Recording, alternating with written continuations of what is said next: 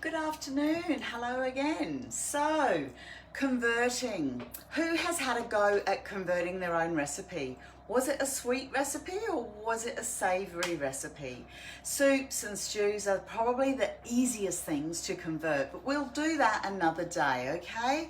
So this recipe was sent to me by one of my beautiful friends, Lois, and she's never actually made it before, but a friend of hers had been making it and she said it's really delicious. So I got all my ingredients ready, and most of you know I'm not a big sugar girl and I don't use an awful lot of flour. I've gone to the pantry.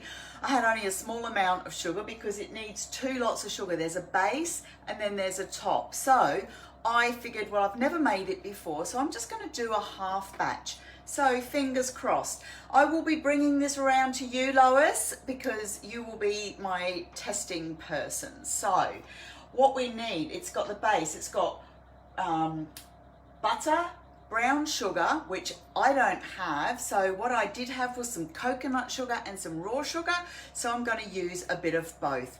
Now, as I said, Lois is going to give me the taste test and let me know how it tastes, whether there's a lot of difference or not, okay? And then the top of it's got more sugar, more butter, coconut and eggs. So it is a very, very sweet dish. So strap yourselves in. I will write the recipe out once I've converted it. I have not practiced this. I've looked at the recipe. It's got 150 grams of butter initially, and that's the only thing that is in grams. The rest of it's in a cup of this and half a cup of that. So my tip to you is when you're converting, have a paper and pen ready and write down. So if it says 1 cup of sugar, once you weigh it, you know how many grams it will be next time, because honestly, I had to go digging for my measuring cups because I don't use them. I never need them. So I needed them today. So what we need is to pop our scales on, and it wanted 150 grams of butter, but I'm halving it. So hopefully I've got 75 grams right on. So 75 grams.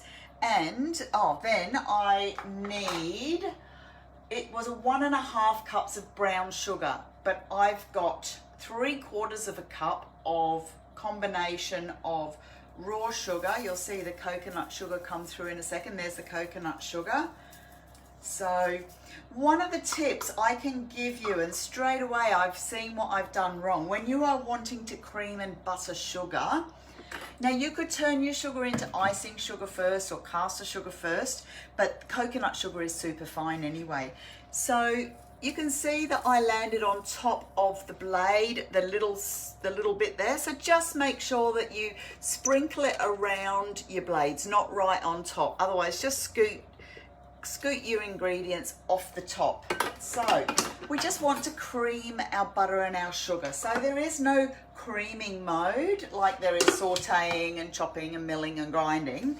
So what speed do you think we will do this at? Yes, of course, magic speed.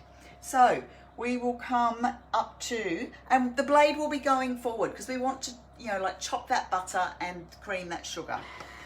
Or cream that sugar and chop that butter. Speed 4. You know what I forgot to do? I'll have to go back and re-watch this. I didn't see how much that sugar weighed. Anyway, that's okay. As I said, I'm just doing this off the fly. I've got the recipe here and I'm converting it there. So that's 20 seconds, okay? I'm gonna see how that looks. And then from there, I need to add a cup of flour. Well, me being me, I went to the pantry, and when she got there, it was bare. I had no normal plain flour. So, and I know lots and lots of consultants that do this, just using my baker's flour. It's a heavier flour, but I know lots of the girls that do that. So, okay, there you go. There is your butter and sugar creamed. So I am going to scrape that down and give it one more quick scrape. So I just received a message through there. I'm hoping everyone can hear me okay, because somebody messaged me and I thought, why are they messaging me? They should be watching me. Anyway, I'm just going to do that again. So just giving it a quick scrape down and just maybe another 5 seconds, I reckon, on speed 4. If you go too fast, it's all going to throw out to the side and it won't cream, okay?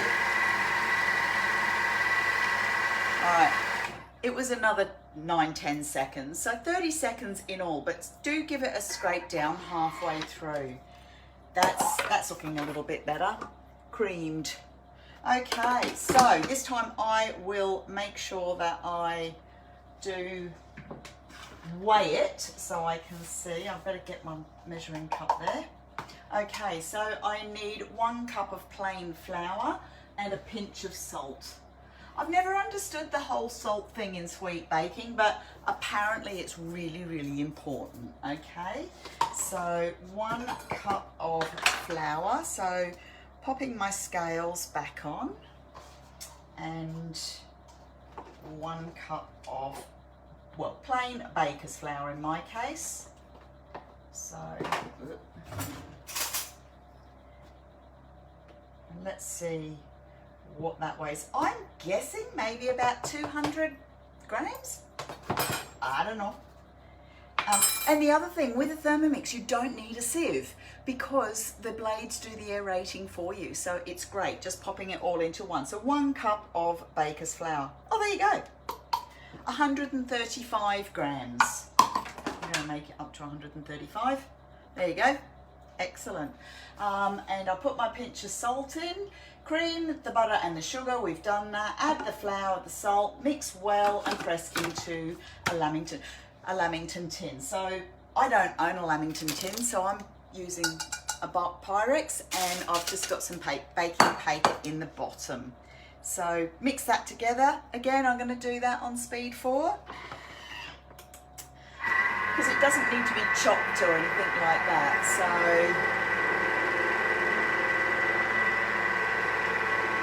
this time, interesting. I have no idea what this is supposed to look like. Are you out there, Lois? Are you watching?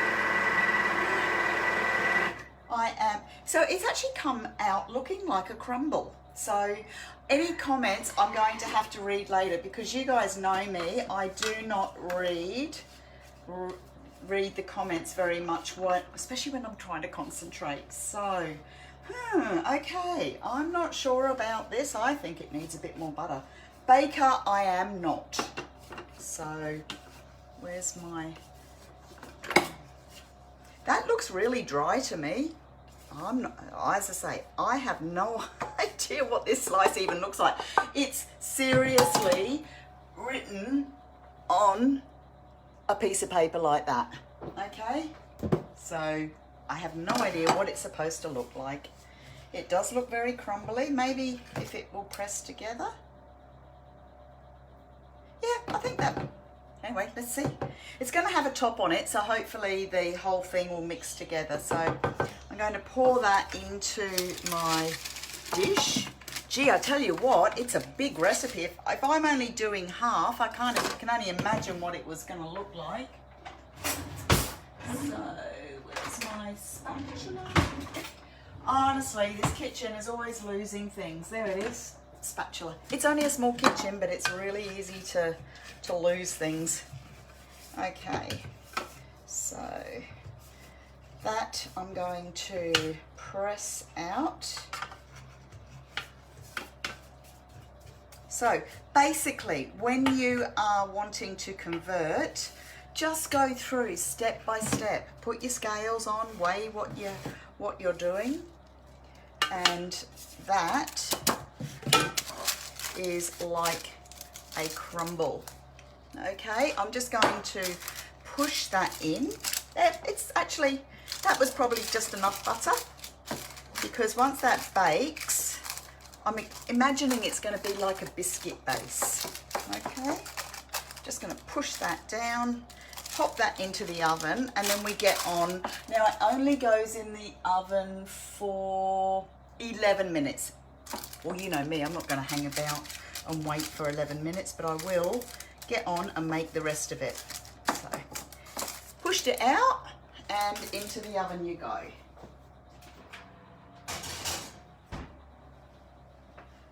Set timer for 11 minutes.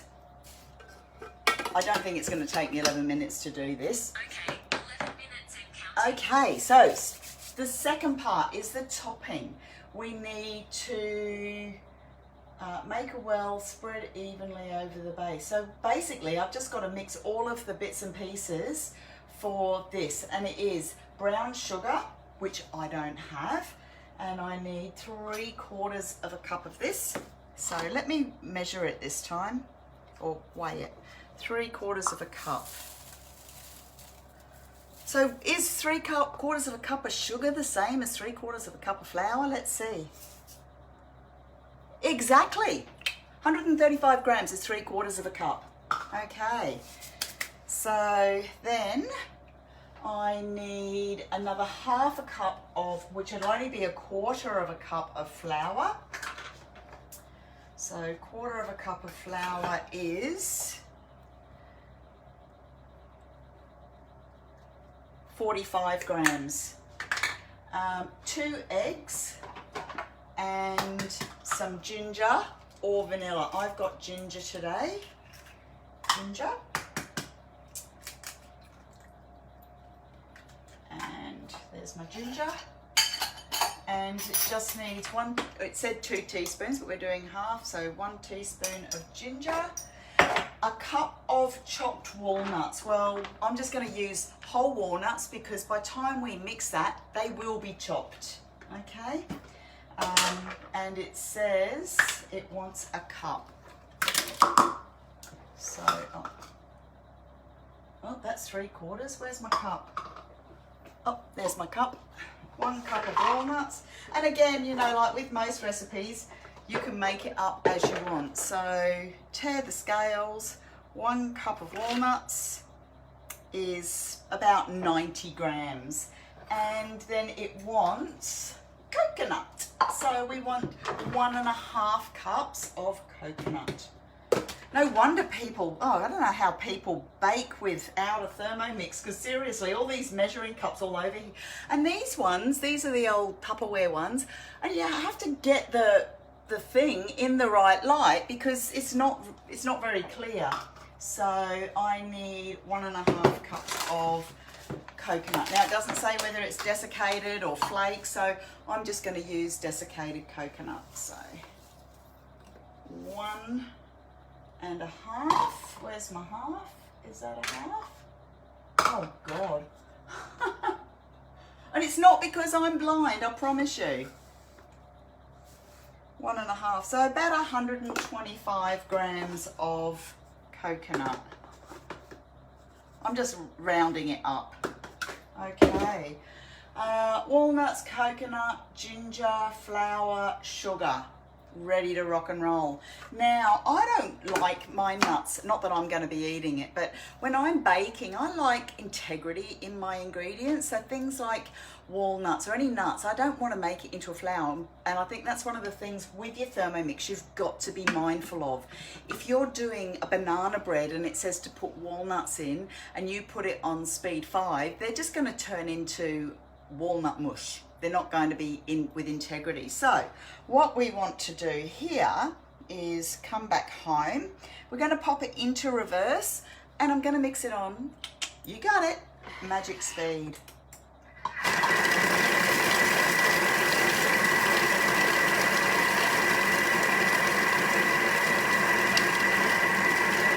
Okay, 15 seconds. Let's see what this looks like. Oh, now that looks all right. Look at that. Really, really quick. So this recipe, Lois, is massive. Oh my Lord.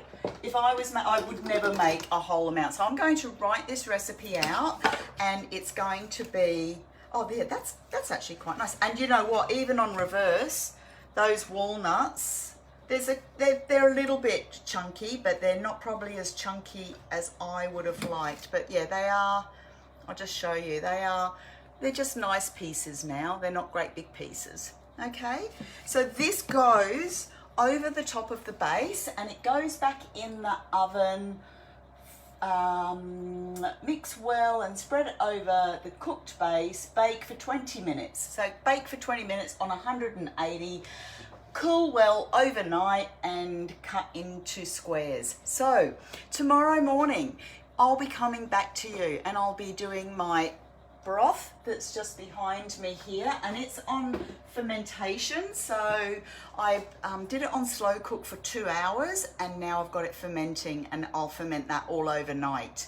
And then I'll come back and I'll cut up this bar so you can see. But yeah, that should be quite interesting. Anyway, I have no idea what it's supposed to taste like, and I hope that you have got some ideas on how to convert. If you do have any particular special recipe that you would like me to help you convert, I want you guys to do the homework. You work through the process and say, this is a recipe, this is what I think, and I can tell you, look, I'm not an expert, but I kind of know what I'm doing, so I think, do you think I know what I'm doing? I don't know. As I said, I make it up as I go, so. Anyway, basically cream your butter and sugar speed 4 until it's all combined. You can turn it into icing sugar if you want. But anyway, let's see how this all turns out. Anyway, that's me for today. Tomorrow will be a new day. I'll be back in the morning and probably around lunchtime because I'm going to be cooking for a pitty party, a fire pit party. So I'm having a fire pit out there tomorrow night, and I'm really excited because we can have 12 people. It's the small things we have to celebrate, isn't it? Anyway, have a great evening, and I'll see you all tomorrow with my follow-up on my bone broth and this converted Burma coconut slice. Anyway, maybe we should call it Myanmar. I don't know. Where's the recipe from, Lois? Anyway, talk to you all again soon. Bye.